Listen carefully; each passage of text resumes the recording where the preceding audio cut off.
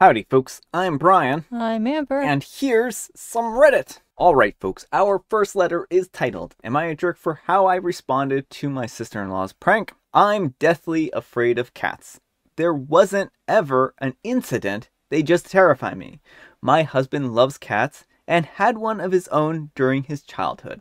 He knows how afraid of them I am though, and will protect me every time we visit someone that has cats. He understands my fear, and decided pretty early on that he prefers me over having a cat. His sister cannot comprehend this. She always is talking about how unfair and selfish I'm being, that her brother deserves to have a cat. I just ignore her. One thing she started to do is tell my kids how great cats are and how they're missing out and should beg me to get one. My kids are very young and easily influenced and have been asking me for a cat for weeks now. I almost gave in and visited my sister-in-law to try and pet her cat, but I freaked out and had a panic attack the second it looked at me. Well, we were having dinner at my sister-in-law's house. The cat was playing with the kids while the adults were sitting in the living room. I was stuck to my husband, as simply knowing that a cat is in my area makes me feel sick. All of a sudden, my son calls me over saying that he needs me. He was in this small storage sort of room for some reason. Obviously, I go inside and he starts giggling, and then something brushes past me and it was the cat. I was terrified and I screamed. I began to cry, hyperventilate, and I can't even remember what happened. I almost vomited as well, but my husband heard me and helped. Turns out my sister-in-law decided it would be funny to make my kid think that pranking me with the cat would be funny. Obviously it wasn't. She thought it was though, and tried giving my son a high five for doing a good job. I was just so over it. And I ended up telling my sister-in-law that I hate her and her stupid cat, and that she's no longer allowed around my kids.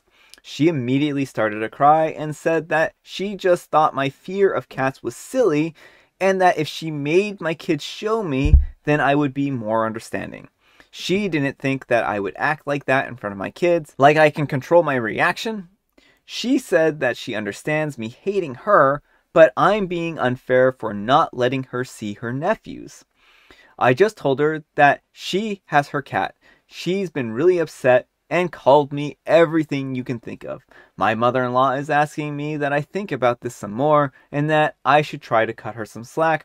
Am I the jerk for my harsh reaction and her response to the prank? And edit, yes, I have tried therapy and done things such as figuring out the root cause, discussing reasons, setting short-term goals, helpful techniques, etc. I really wanted to fulfill my husband's dream of having a cat. But while I got some useful information, I still cannot touch cats or be too close to them. I can be in their presence now though. And I cannot do exposure therapy, especially after this incident. I physically and mentally am unable to do so. Alright folks, what do you think? Jerk or not the jerk? Not the jerk. That's not a loving way to respond to someone who has a phobia. Yeah. Phobias are not simply like, oh, well, you just need to be around this thing. And if you throw someone into a situation like that, you're only going to reinforce the phobia. Yeah. Well, and exposure therapy needs to be something that's done voluntarily and willingly. Right. Well, that's the point, is like with exposure therapy, you are making the choice every step of the way. And it's very, very gradual. If you just throw someone into a situation they're phobic of, that's going to reinforce in their brain that they have a reason to be afraid. Yeah, exactly. And so you just can't do this. The sister-in-law acted in a very poor way here, and I think that OP isn't in the wrong. And I think that this certainly is a hard situation because it sounds like they've gone through a lot of therapy to try and work out this situation. And their husband knows what they're involved with. It's not cruel to deny him a cat if he is aware, if he's made his choice, right? He could have just chosen not to marry OP. Well, and I think, banning the sister-in-law from seeing the kids for a while is probably the best course of action, because it's not this one isolated incident, which that would be enough.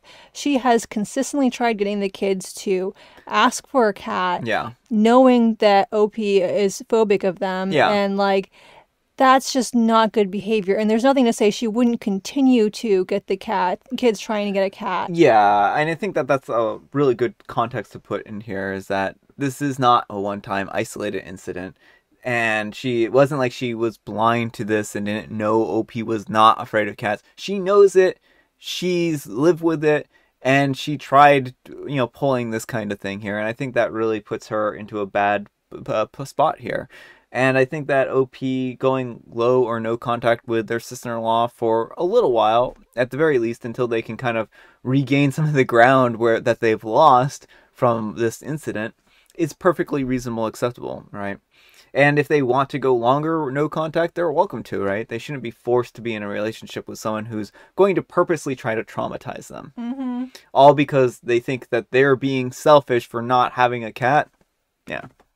So let me know what you folks think. Anyhow, take care and good luck. And I say all of this as a cat person. Like, I adore cats, but if someone has a fear, you don't expose them to their fear. Exactly. The Fly Est Gemini says, not the jerk for feeling how you do, but definitely the jerk for making the supreme decision that your husband's children can't see their aunt. And OP replies, my husband agrees with me. Maybe this is what the sister-in-law needs in order to clean up her act. Mm-hmm. And Under the Rose Trellis says, not the jerk, phobias are very real. And instead of actually talking about this with you productively, she just decided to manipulate your kids and be incredibly cruel to you. There are so many different ways that she could have approached this. She picked the one that was a total jerk move, and now she has to deal with the consequences. I agree. Alright folks, our next letter is titled, Am I a jerk for making my daughter miss her homecoming dance to help her sister? I have 4 children, but this involves my 2 daughters. My oldest daughter, 24, is in college in another state that's 2-day car trip away. She always had some difficulties growing up handling the transition to adulthood.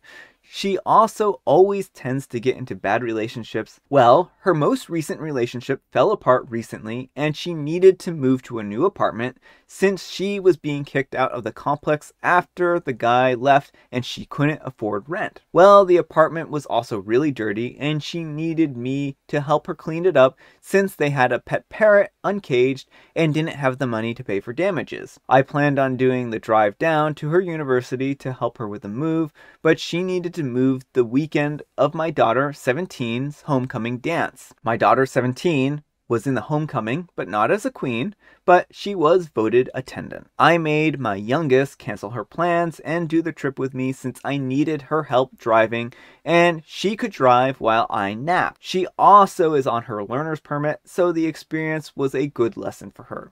She made mistakes, but I think she learned a lot, like the right way to pump gas after it spilled on her. She's still mad at me for having to miss the dance and the gas issue, saying that she constantly is giving up experiences for her other sibling. Yes, it can be hard to be the youngest, but that's just how it goes. She blabbed about her feelings to my older brother, and he said that he's disappointed in me. Am I the jerk? I think this is just how it goes sometimes.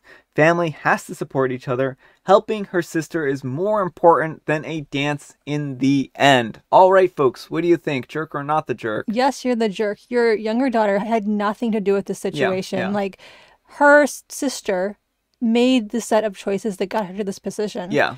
And you forced your youngest daughter to give up what is, for many people, a very important moment in their high school experience, just to help her sister. Like, it sounds like the sister hasn't grown up, part because she's never had to face the consequences of her actions. Exactly. And it sounds like you consistently force your younger daughter to step in and help when her sister, or maybe other siblings as well, make mistakes. Yeah, you do not need to be causing your younger daughter to face the mistakes that your older daughter, to make up for those mistakes that your older daughter is making. You are not doing her a good service here. And the thing is that she's 17, she could have stayed home for a couple of days by herself and made plans to go to the dance still. But you chose to basically force her to come along on this trip. And 17, again, is old enough to be on your own for at least some short periods of time. And you could have made that trip by yourself as well. And I don't know if she has her learner's permit. How has she not pumped gas before? I don't know. That's a side issue entirely. But I don't understand. I think that you're just kind of making up excuses at this point in time on why this was such a beneficial trip. Because the only thing you have really given us is like, oh, she learned so much, like pumping gas, and that was it. So Yeah, it does not sound beneficial. Yeah, it wasn't beneficial. And again, like this sounds like a golden child situation. Yeah. You know, it sounds like your youngest is constantly mistreated, and you need to do better as a parent. I agree. So anyhow, take care and good luck. And Lung Jumping Bed 4832 says, she blabbed her feelings. She voiced how she felt, and yet this come across as bad. She told you the truth and you dismissed it. You're the jerk. And OP replies, it's blabbing when it's a private family info. My brother doesn't need to know that. I like how people like to do this, like when it's them who it's like, you can't, I know what I'm doing is wrong and people aren't going to agree with it. So you're blabbing, you're causing trouble. Yeah. Like that's the clearest indication that OP knows she's in the wrong. Yeah. And also, aren't you on the internet? Aren't you blabbing your feelings off to a bunch of strangers? But it's okay because she's not the child. Well, it's also anonymous. And I mean, I certainly agree that some level of anonymity is fine and these things, but I just think it's a little bit ironic. And Alrose H1 says, if you have nothing to be ashamed of, why do you care if she blabbed? And she has every right to discuss her experiences with whoever she wants. You don't get to try and control that just because it makes you look bad. Be better. And OP replies, my oldest daughter has mental health issues and shouldn't be discussed outside of our immediate family. I know that she was embarrassed about the state of her apartment, and relatives don't need to know about it, especially if they weren't there.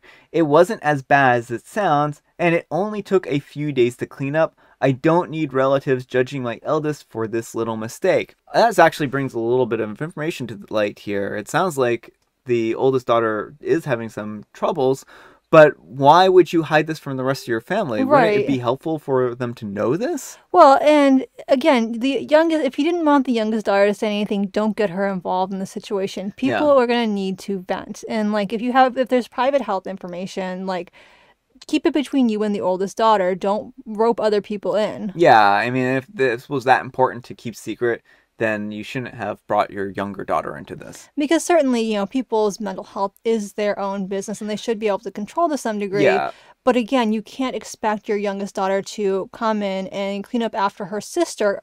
I mean, your oldest daughter does need your support, but her sister is not someone you can just drag in. Yeah, I mean, I think that's actually really important. I wasn't trying to make it sound like OP should out their daughter and their mental health struggles.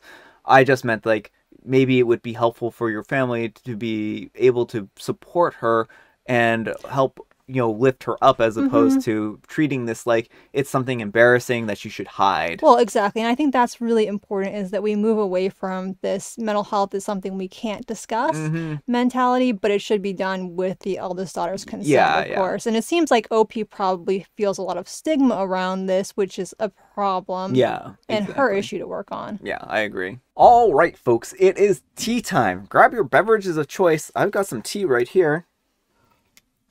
Amber has a joke. What is the difference between an umbrella and someone who never stops talking?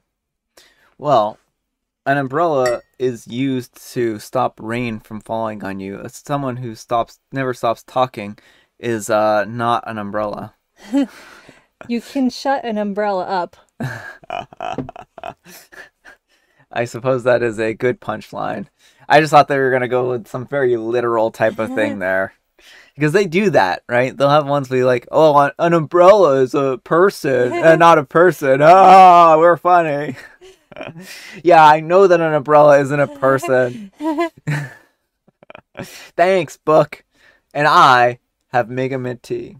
All right, folks, that's all the time we have for today. I hope you're all having a great Tuesday, spelt with a TWO. I hope your everything is going well. The week started off fine, and I hope that everything's going. I keep saying I hope everything's going well for you. I'm begging you to have a good week here. Please have a good week. My reputation depends on it. Take care, and we'll see you all tomorrow. Bye. I almost gave in and visited my sister-in-law to try and pet her cat, but I freaked out and had a panic attack the second I looked at me. The second I looked at me. It's a mirror. I am the cat. That's why I'm afraid of them.